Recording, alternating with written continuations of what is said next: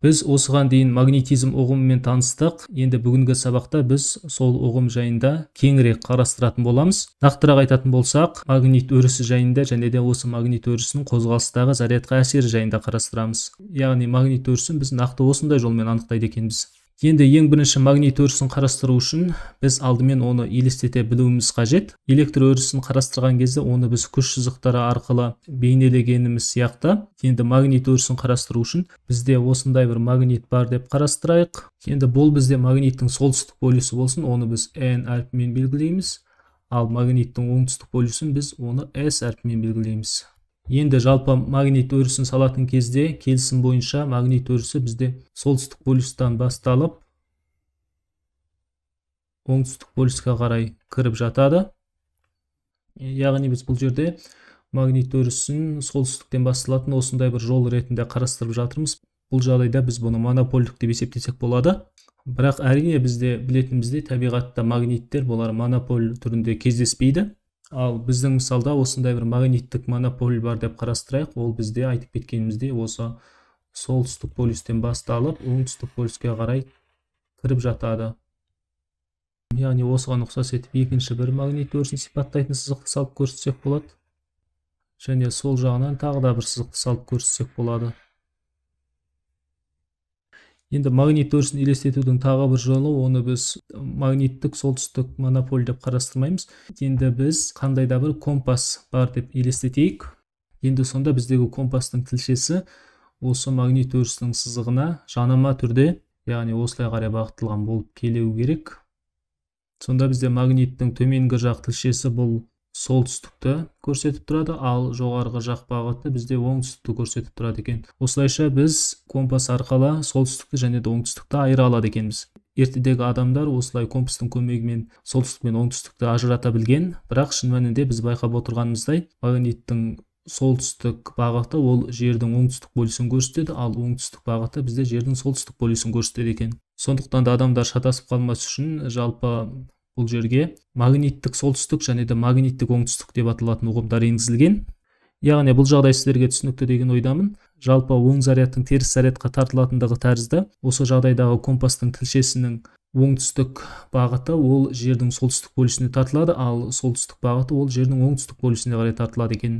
Ал енді жалпы классикалық физикада электр және де магнетизм күштері бұлар екі түрлі күштер болып табылады.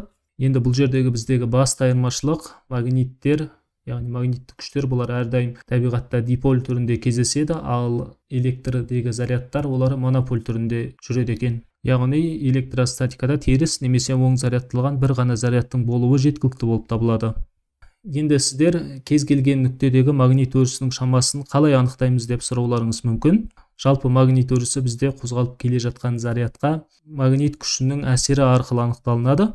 Енді магнит өрісі ол электр өрісі сияқты өте үлкен жылдамдыққа ие болып табылады. Және де магнит өрісін сипаттайтын шама бізде B әрпімен белгіленеді. Ол векторлық шама болып табылады.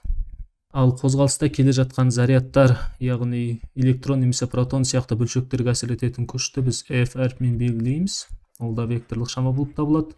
Яғни біздегі осы күш, мысалға өте үлкен жылдамдықпен айналатын суперколлайдердегі бөлшектердің қозғалысының ауытқуын сипаттауда осы күшті анықтау негіз ретінде алынады. Енді айта кететін болсақ, осы қозғалыстағы зарядқа әсер ететін күш бізде ең бірінші ол зарядқа тәуелді және де жақша ашылған. Бұл жерде жылдамдық көбейтілген магнит өрісі болады, яғни бұлардың біз векторлық көбейтінділерін аламыз. Яғни біздегі күш осы үш шаманың көбейтіндісі арқылы табылады екен. Яғни бұл жерде біз зарядты жылдамдыққа сосын барып осы жердегі магнит өрісіне көбейту арқылы осы күш тапсақ болады, немесе жылдамдық пен магнит өрісін бір-біріне көбейтіп сосын барып зарядқа көбейту арқылы тапсақ та болады екен. Яғни бұл жерде бұны қалай табу маңызды емес. Яғни ең бастысы жалпы зарядталған денеге әсер ететін күш табу үшін оның зарядына жылдамдығын және де магнит өрісін көбейтеді екенбіз. Және де бізде бұл жерде жақша ішінде тұрған векторлық көбейтінді бұл екі шаманың бір-біріне перпендикуляр екендігін білдіреді. Олай болатын себебі жылдамдық пен осы магнит өріс бір-біріне перпендикуляр болған жағдайда қана біз нақты сан мәнін ала аламыз. Енді осы екі шама бір-біріне перпендикуляр болатын болса, көбейтіндіден шығатын жауап осы екі шаманың екеуіне де перпендикуляр болып табылады екен. яғни бұдан шығатындығы магнит өрісі зарядқа әсер ету үшін бұл екі шама бір-біріне перпендикуляр болу керек екен. Енді әрі қарай біз осы шамалардың өлшем бірліктерін де қарастырып өтейік. Яғни бізде осы жерде біріншіден күш жазылған. Бұл тең болады. Ең бірінші осы жердегі зарядқа және де жылдамдық көбейтілген магнит өрісіне. Сонымен қатар бұл жерде бізде осы екі шаманың арасындағы синус тета бұрышы да бар. Енді өлшем бірліктерін нақты атап кететін болсақ, бұл жерде синус тета бұл бұрыш болғандықтан бұның ешқандай да өлшем бірлігі болмайды. Ал енді біз білетініміздей күштің өлшем бірлігі ол ньютон, ал зарядтың өлшем бірлігі бізде кулон, жылдамдықтың өлшем бірлігі бізде метр бөлінген секундқа тең. Ал магнит өрісінің өлшем бірлігін біз қазірше оны жай ғана B өлшем бірлігі деп қалдырып қояйық. Енді осы жерден біз магнит өрісінің өлшем бірлігін тауып алатын болсақ, теңдіктің екі жағында біз осы ньютонға көбейтіп жібереміз. Сонда бізде шығады екен ньютон көбейтілген секунд, ал бөлшектің астында бізде кулон көбейтілген метр қалады екен. Яғни бұлардың барлығы бізде осы магнит өрісінің өлшем бірлігін береді. Енді біздегі бұл өлшем бірлік сәл күрделі болғандықтан, осы магнит өрісіне арнайы өлшем бірлікте берілген. Ол өлшем бірлік бізде атақты ғалым Никола Тесланың құрметіне берілген. Ньютон көбейтілген секунд бөлінген кулон көбейтілген метрді біз, оны басқаша біз Тесла деп айтсақ болады. Яғни бұның барлығы бізде 1 Теслаға тең болады екен.